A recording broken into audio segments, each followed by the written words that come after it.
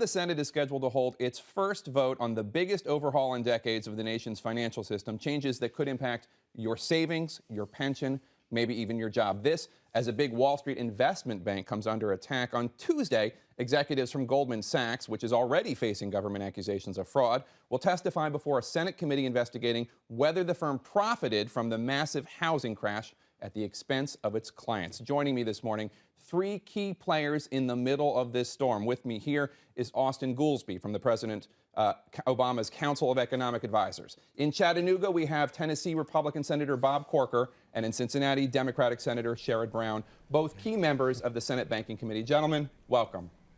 Thanks for having us. Good morning. Good to be with you. Before we start with Wall Street reform, I do want to talk about these Goldman Sachs memos, these emails that the Senate Permanent Subcommittee on Investigations has released, emails that seem to show executives rejoicing as the housing market crashed. And in fact, they seem to contradict the impression given by Goldman Sachs that they lost money as the mortgage-related investment crash happened. In a private email, Goldman CEO Lloyd Blankfein wrote in November 2007, "Of course, we didn't dodge the mortgage mess. We lost money, then made more than we lost because of shorts." Senator Brown, I want to ask you, what do these emails signify to you? Well, these emails signify that there are all kinds of conflicts of interest in Wall Street, that Wall Street's working for its clients and working against its clients in the same sort of bundled toxic securities, and that's why we need the Volcker rule. That's why we need really strong reform that will separate the proprietary trading from banking functions. I think that says it more articulately and more forcefully than that example than anything we've seen so far.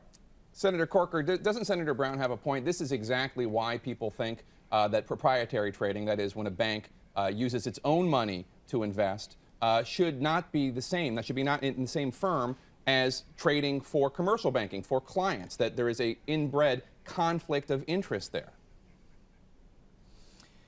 Well, I can understand the sentiment. I know that certainly the emails do not read well. I look forward to seeing what the SEC investigation brings forth and the Senate investigation through this subcommittee brings forth. At the end of the day, though, some of that has to do with making markets. I'm in no way defending sort of the attitude expressed in the emails, but I think we're better off waiting to see exactly what is taking place. I think you know, at the end of the day, instruments are set up on Wall Street. People take either side of it.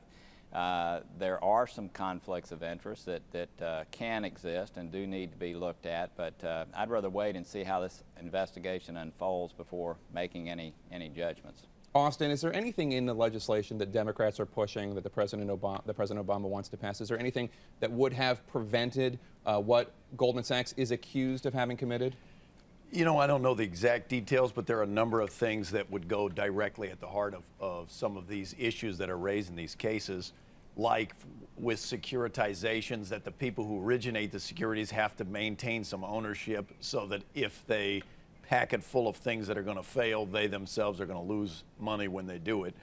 I certainly am not going to comment on independent, regulatory investigations, but these emails that are released, the CEO of Goldman is not going to win any popularity contest when over a period that ordinary Americans' pensions, houses, etc. were collapsing in value, they were actually making significant money off of it. If that's true, I think Senator Brown's point that we got to end the conflicts of interest and that the Volcker rule is really on point on that, I think it is also highly relevant. Senator Corker, the status of the Wall Street reform bill. Right now, the members of the Senate Banking Committee are negotiating. Tomorrow, the Majority Leader, Harry Reid, is scheduled to bring it up for a vote. Do you think there will be a bipartisan compromise before that vote happens? And if not, are all 41 Republicans going to stand against proceeding to a debate? Look, first of all, I think everybody knows, Sherrod sure knows, I want to see a bill. I think we do need to address regulation in our financial markets. It's in play right now. The fact is that I know that Shelby and Dot are actually on another program this morning. After that program, I know they're going to continue meeting, hopefully getting to a compromise before tomorrow evening. And I think what we need to do is have a template. We don't need to address every issue in this compromise, but one that deals with derivatives, one that deals with consumer protection, and one that deals with this orderly liquidation. If we can get that template agreed to in a bipartisan way, then we can debate some of the amendments that Sherrod Brown wants to bring forth, some of the amendments I want to bring forth, but I think it's very, very important that we reach that bipartisan agreement first, because in the Senate, as you know, it takes 60 votes to change anything. This is something, by the way, that everyone has committed to try to do, and that is to have this bipartisan agreement before it goes to the floor. I think it's important that we do so. So if there is no bipartisan agreement, Republicans will block the motion to proceed to debating this bill?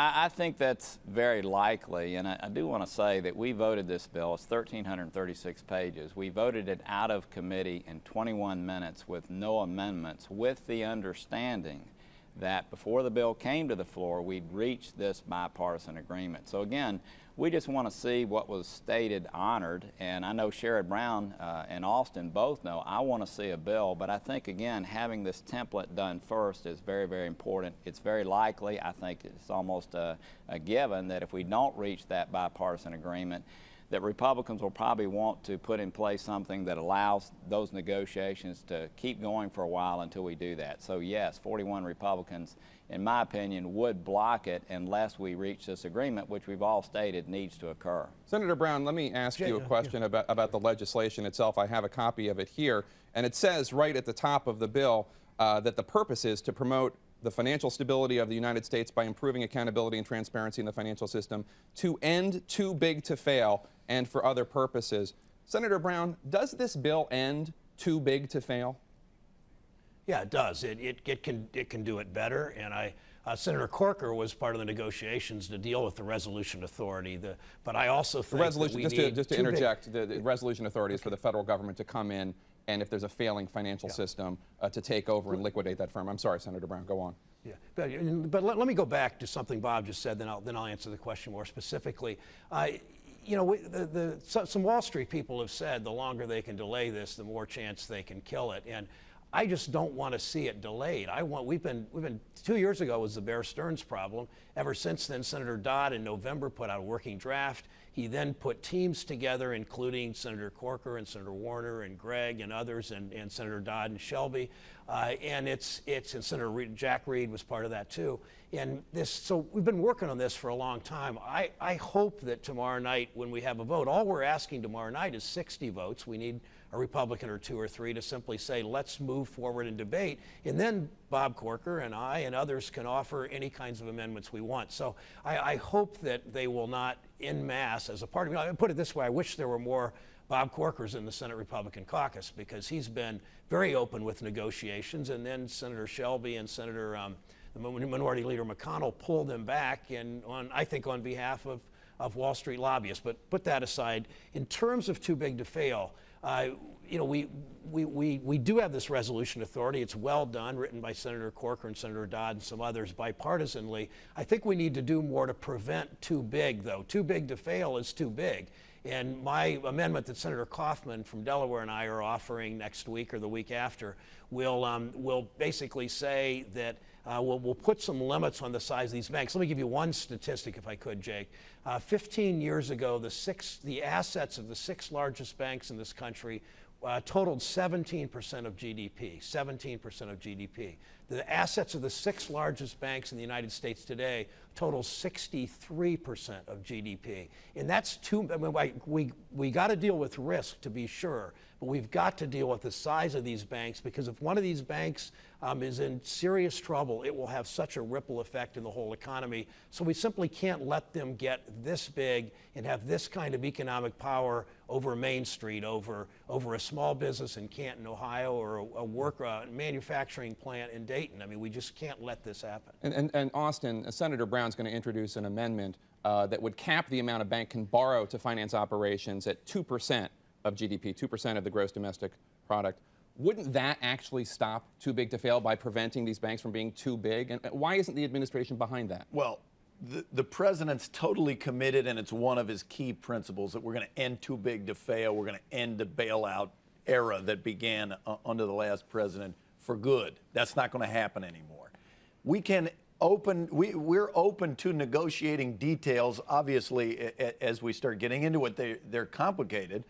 Some of these financial risks are more like worms, where you could chop them in half, but it doesn't kill them. It just gives you two different worms. The Bear Stearns, AIG, they weren't the biggest. They were just the most dangerous.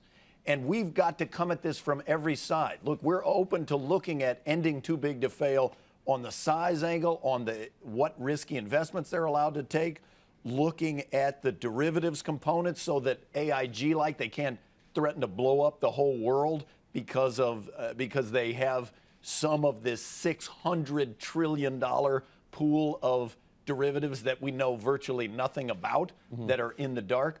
All of that ends when we sign this bill. If you look at the bill and take a step back, I don't know much about the legislative strategies that are going on in the Senate.